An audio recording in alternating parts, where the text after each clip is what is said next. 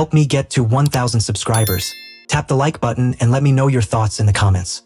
The night everything fell apart was supposed to be nothing more than another ordinary, quiet evening.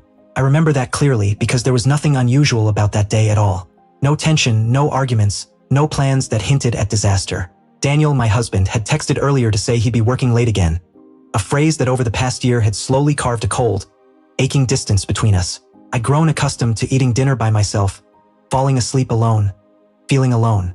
And in that loneliness, foolish, aching, and reckless, I crossed a boundary I never should have gone near.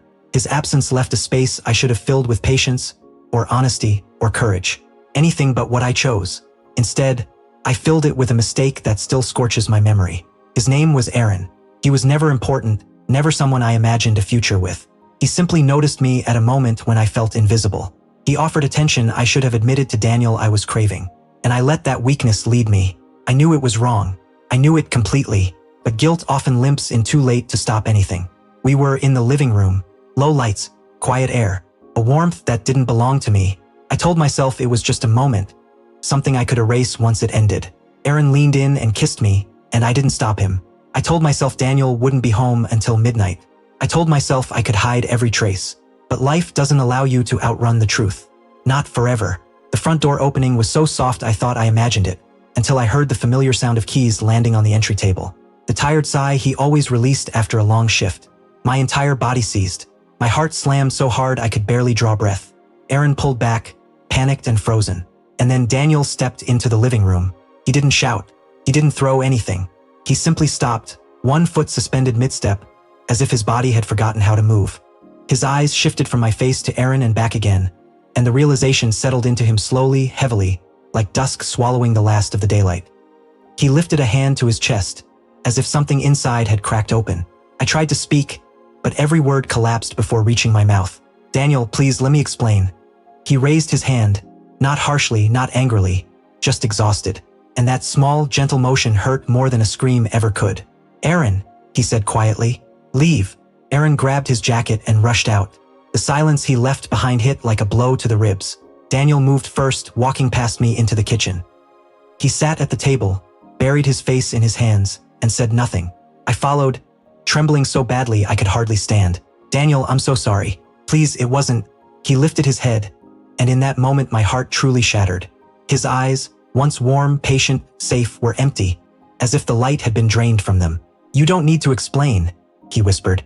You already did. His jaw shook. I just want to ask one thing, and I need the truth. I nodded, tears spilling before I realized they'd formed. Did I make you feel unloved? I expected rage. I expected him to demand answers. Instead, he blamed himself, and that broke me completely. No, I choked. God, no. You always loved me. I just felt lonely. I thought you were slipping away from me, and I made the worst decision possible. You should have told me, he murmured. You don't fix loneliness by creating more of it. I collapsed beside him, clutching his hands. He didn't pull away, but he didn't hold mine either. I'll do anything, I begged. Please don't leave me. He drew in a shaky breath. I'm not deciding anything tonight. I'm too hurt to breathe, let alone think. I need space. Let me stay. Let me talk. No, his voice was soft, almost kind. Every word from you right now feels like another cut. I don't want promises from the same mouth that lied to me. He stood and walked toward the bedroom, pausing in the doorway without turning back. I'm going to stay with my brother for a while. You stay here with your silence. Maybe then you'll understand what you made me feel. There was no anger in his voice. That was the cruelest part, only heartbreak.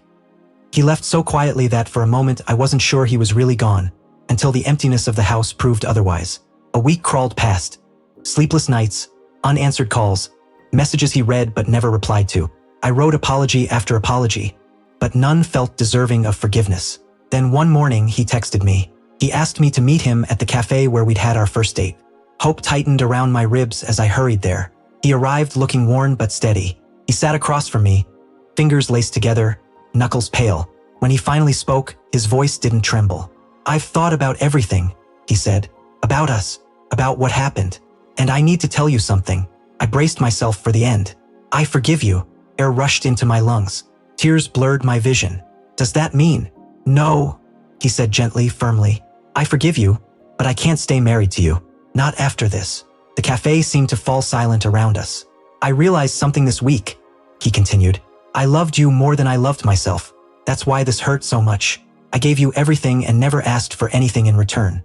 I thought that was love, but it wasn't healthy. He looked down, then back at me with that devastating calm. I can forgive you, but I can't forget walking into our home and seeing you with someone else. That kind of trust wasn't meant to be broken.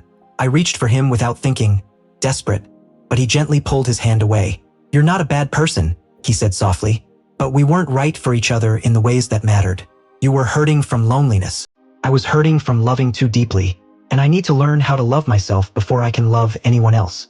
And just like that, the life we had built quietly came undone.